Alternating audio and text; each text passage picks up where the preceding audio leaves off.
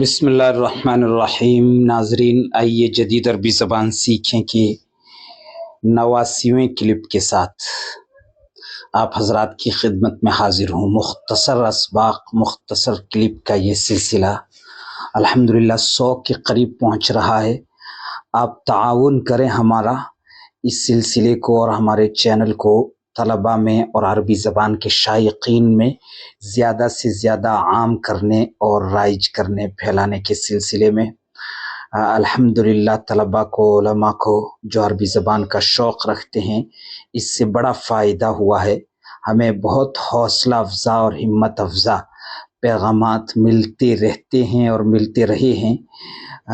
وہی پیغامات ہمیں حوصلہ دیتے ہیں کہ ہم بار بار منقطع ہو جانے کے باوجود بھی اس سلسلے کو دوبارہ شروع کر سکیں اور اسے آگے بڑھائیں۔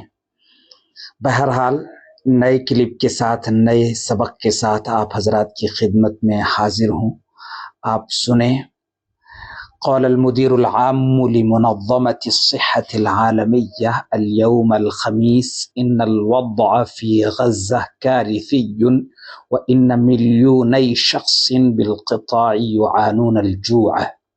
المدير العام ڈائریکٹر جنرل لمنظمة الصحة العالمية، یعنی منظمۃ الصحت العالمیہ کے مدیر عام، تو یہاں اضافت لام کے واسطے سے ہوئی، المدیر العام مضاف ہے اور لمنظمہ، منظمۃ الصحت العالمیہ یہ مضاف الیہ ہے اور لام کے واسطے سے، لام حرف اضافت ہے۔ منظمۃ الصحت العالمیہ، عالمی ادارہ صحت، جس کو مخفف شکل میں WHO کہتے ہیں۔ الیوم الخمیسہ، یہ مفعول فی ہے اس لیے ہم اس کو منصوب پڑھیں گے۔ الیوم الخمیسہ، الیوم کی تشریح کے طور پر الخمیسہ کو لایا گیا، آج جمعرات کے روز کہا۔ ان الوضع فی غزہ، ان یہ قول کے بعد میں آتا، کہا کہ یہ کہیں گے تو قول کے بعد میں ان لایا جائے گا۔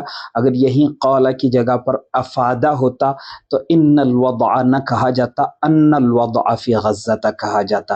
اسی طریقے سے ذکر ہوتا تب بھی ان الوضع کہا جاتا، قول کی جگہ ذکر ہوتا تب بھی ان الوضع فی غزہ کہتے۔ اور ایسے ہی اگر اخبر ہوتا قول کی جگہ اخبر المدیر العام، تقریباً سبھی ایک معنی میں ہیں۔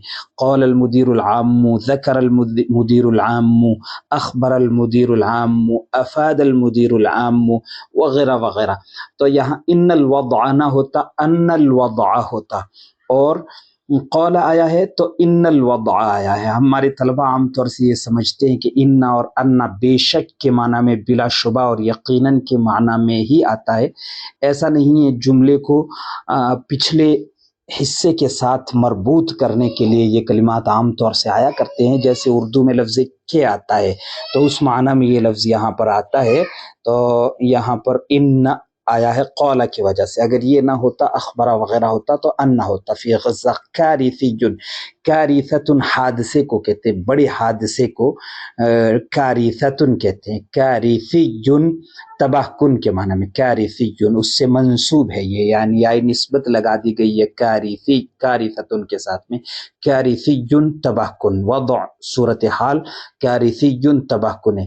ملیونی، ملیون کی تثنیہ ہے، کا تثنیہ ملیونان، اور یہاں حالت نسبی میں ہے اس لیے ملیونین ہو گیا، اور اضافت کی وجہ سے ملیونی نون گر گیا۔ شخص بالقطاع، قطع کہتے ہیں سیکٹر کو، یعانون الجوع، بھوک کا شکار ہے، یعانون الجوع بھوک کا شکار ہو رہے ہیں، بھوک کو برداشت کر رہے ہیں، بھوک جھیل رہے ہیں، یہ معنی ہوگا یعانون کا۔ عانا یعانی معاناتن، عام طور سے عانا یعانی معاناتن کے بعد میں من استعمال کر لیا جاتا ہے جو غلط ہے۔ یعانون من الجوع، ایسا کہتے ہیں کئی اخبار نویس لکھتے بھی ہیں، آج کل لکھنے والے بھی لکھتے ہیں، بولنے والے بھی بولتے ہیں یعانون من الجوع، یہ غلط ہے۔ یہاں اس اخبار نے، الشرق الاوسط اخبار، جس سے اور BBC عربک سے اور کچھ بہت معتبر سائٹ سے میں خبریں لیا کرتا ہوں، جہاں عربی زبان بہت حد تک درست لکھی جاتی ہے، ورنہ کئی اخبار اور کئی سائٹس ایسی ہیں جو عربی زبان بہت اچھی نہیں لکھتی ہیں، ان میں تھوڑا وہ جسے اخبارات کی زود نویسی کہیے، یا اس وقت جو زبان کا ایک طرح کی بے ذوقی عام ہوتی جا رہی ہے، وہ کہیے کہ اغلاط آ ہی جاتی ہیں، مگر کچھ سائٹس ایسی ہیں جو اس سلسلے میں کافی حساس ہے، ان میں سے الشرق الاوسط اخبار بھی ہے، تو اس نے بہت صحیح لکھا، یعانون الجوع لکھا، یعانون الجوع، یعانون من الجوع، یہ کہنا غلط ہوتا ہے۔ یعانون من الجوع عام طور سے یوں کہا جاتا، مثلا یعانون من الجوع ما یجعلہم او ما جعلہم علی حافۃ الموت، مثال کے طور پر وہ بھوک جھیل رہے ہیں جس بھوک نے انہیں موت کے کنارے پر پہنچا دیا۔ یعانون من الجوع ما ادى بهم، یا ما یجعلہم وغیرہ، ما آ گیا تو اس ما کے بیان کے طور پر، مقدم بیان کے طور پر من الجوع تب کہہ دیا جاتا ہے، تب یعانون کا مفعول بھی من الجوع نہیں ہوتا، ما یؤدی، ما ادا، ما جعلہم، ما یجعلہم جو بعد میں آ رہا ہے وہ اس کا مفعول بھی ہوتا ہے، اور من الجوع یہ اس کا بیان مقدم ہو جاتا ہے، مگر وہ تمیز نہ کرنے کی وجہ سے لوگ میرے خیال میں یعانون من الجوع اس طرح استعمال کر دیتے ہیں۔ بہرحال آپ اس کو سمجھیں اور ترجمہ دیکھیں۔ قال المدير العام لمنظمة الصحة العالمية اليوم الخميس إن الوضع في غزة كارثي وإن مليوني شخص بالقطاع يعانون الجوع۔ WHO یا عالمی ادارہ صحت کے ڈائریکٹر جنرل نے آج جمعرات کے روز بتایا کہ صورتحال غزہ میں، یا غزہ کی صورتحال، دونوں ترجمہ کر سکتے ہیں، دوسرا زیادہ بہتر ہے، غزہ کی صورتحال، غزہ کی صورتحال، تو اس کے لیے یہی تعبیر، یہی لفظ اسی طریقے سے استعمال کیا جاتا، ان الوضع فی غزہ، غزہ کی صورتحال۔ ان وضع غزہ یہ کہیں گے تو تھوڑا ٹھیک نہیں ہوگا، ہندوستانی ٹائپ کی عربی ہو جائے گی، ان وضع غزہ، غزہ کی صورتحال، جو عام طور سے ہم ہندوستانی لوگ کہہ دیتے ہیں۔